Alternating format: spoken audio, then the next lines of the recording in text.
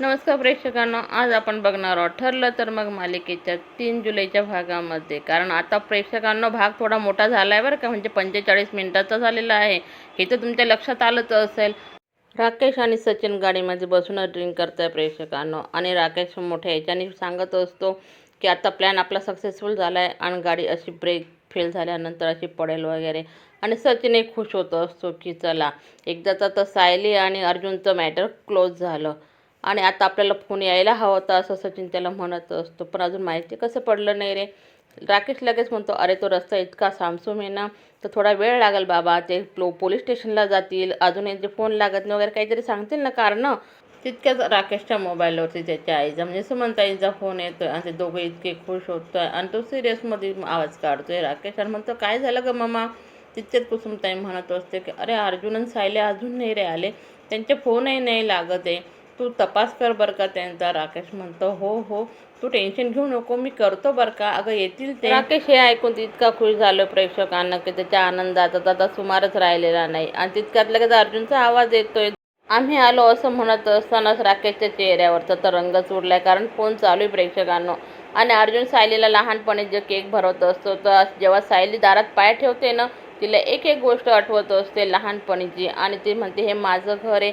एरवी तिला ते घर दुसऱ्याचं वाटत असतं, तरीसुद्धा तिला आज नवीन वाटते, कारण ती तन्वी म्हणून आज ह्या घरात प्रवेश करते प्रेक्षकांनो. हे बघत कल्पनाताई, सुमन काकी, अस्मिता हे सर्वजण एकदमच त्यांना विचारतात, अरे तुम्ही कुठं होते, तुमचे फोन लागत नव्हते. पण सायली आणि त्यांच्याकडं बघत असते. ती काही एक न शब्द बोलताना फक्त एवढंच म्हणत असते की मामी मी तुमची तन्वी आहे हो. आणि सुमन काकी लगेच म्हणते रविराजन त्यांना की अहो तुमचे कोणाचे फोन लागत होते ना, मी खूप घाबरली होती भाऊजी. सायली पूर्ण आजींच्या जवळ गेली आणि कल्पनाताई लगेच तिला म्हणता, अगं सायली काय झालं रे बाळा, तू बरी आहेस ना. पूर्ण आजी पुन्हा अर्जुनला म्हणता की अरे तुम्ही कुठं होता, काय झालं होतं हे व्यवस्थित सांगा अगोदर. अर्जुन सांगायला सुरुवात करतोय की त्याने ॲक्सिडेंट होताना कसं हँडल केलं, गाडीचे ब्रेक फेल झालेले असतात. हे ऐकून तर पूर्ण आजी घरातल्यांना सर्व धक्काच बसतोय. आणि हे ऐकत असताना इकडं मात्र कुसुमताईचा फोन चालू आहे आणि राकेश आणि सचिनही ऐकतोय. तो अक्षरशः कानावर हात ठेवतो आणि म्हणतो की अरे हे काय झालं, हे कसं काय जिवंत राहिले. आणि सचिन त्याच्यावर भडकतोय की का रे, तुझा जो प्लॅन चांगला सक्सेसफुल सांगत होता ना तू. पण लगेच कल्पना आत्ताही लगेच हात जोडून देवीला प्रार्थना करताय की माते तूच वाचवलं माझ्या लेकरांना. आणि सायलीला लगेच कल्पनाताई म्हणत असतात की सायली अर्जुन तू हिला रूममध्ये घेऊन जा बरं का, तिला आराम करायला लाव, तिला आरामाची आवश्यकता आहे. आणि लगेच रविराज म्हणत असता का चला आता आम्ही पण निघतो. पण पूर्ण आजी म्हणता की नाही नाही तुम्ही आता जायचं नाही, तुम्ही इकडंच थांबा बरं का. पण रविराज म्हणत असता की नाही बराच वेळ झाला होता म्हणून आम्ही इकडं आलो अगोदर. पण पूर्ण आजी नाही म्हणत असताना त्या विमलताईला सांगतात की 2 बेडरूम तयार कर विमल. अर्जुन आणि सायली त्यांच्या रूममध्ये आलेत आणि अर्जुन रागवलेला आहे सायली होती आणि सायलीचा आनंद तर वेगळाच आहे. ती तिचं वर्णन करत असते ॲक्सिडेंट होताना तिला काय वाटलं ते. ती सांगत असते जसं ॲक्सिडेंट झालं तर मला लहानपणाच्या सर्व गोष्टी आठवायला लागला, कसं ॲक्सिडेंट झाला तेही आठवायला लागलं. आणि ती अर्जुनजवळ येऊन म्हणते, काय हो तुम्ही का असं करताय, का बोलत नाही. त्यावर अर्जुन तिच्यावर भडकला आणि म्हणतो, अगं तुला समजतं का हे रिस्क किती मागात पडणार होतो. मी आज तुला आणि आपल्या बाळाला गमावून बसलो असतो, तुला समजतं का. तो इतका चिडलेला प्रेक्षकांना सायलीवरती. तो म्हणतो असतो की तुम्हाला दोघांना काय झालं असतं ना सायली, तर मी स्वतःला कधीच माफ करू शकलो नसतो. तुला माहिती नाही मी किती रिस्क घेऊन तुझ्यासाठी तुझा हट्ट पूर्ण केला आहे. त्यावर तू पुन्हा रागवतोय आणि खुर्चीवर जाऊन बसतोय प्रेक्षकांनो. आणि सायली पुन्हा म्हणते, काय हो असं करता तुम्ही, तुम्ही समजून घ्या ना मला. पण मी तुमची तन्वी हे आज खरोखर सिद्ध झालं ना. तरीसुद्धा अर्जुन काही ऐकत नाही प्रेक्षकांनो. आणि सायली मात्र त्याला आता लाडीगोडी लावते.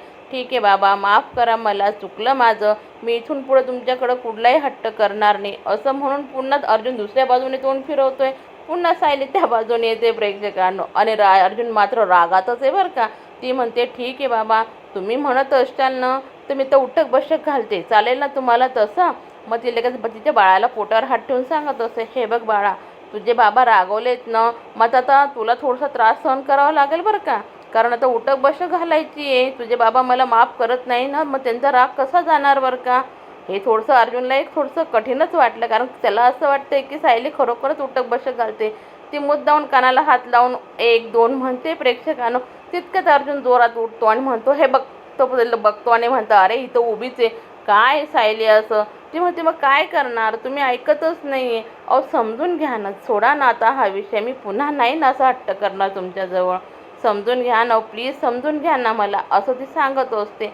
पण अर्जुन म्हणतोय हे बघ, हे सर्व आता लास्ट टाईम होतं, मी पुन्हा तुझा कुठलाही हट्ट पूर्ण करणार नाही सायली. पण मला माहिती ग, तुला काही कमी जास्त झालं असतं ना तर मी काय केलं असतं, असं म्हणून तो तिला जवळ घेतोय प्रेक्षकांनो.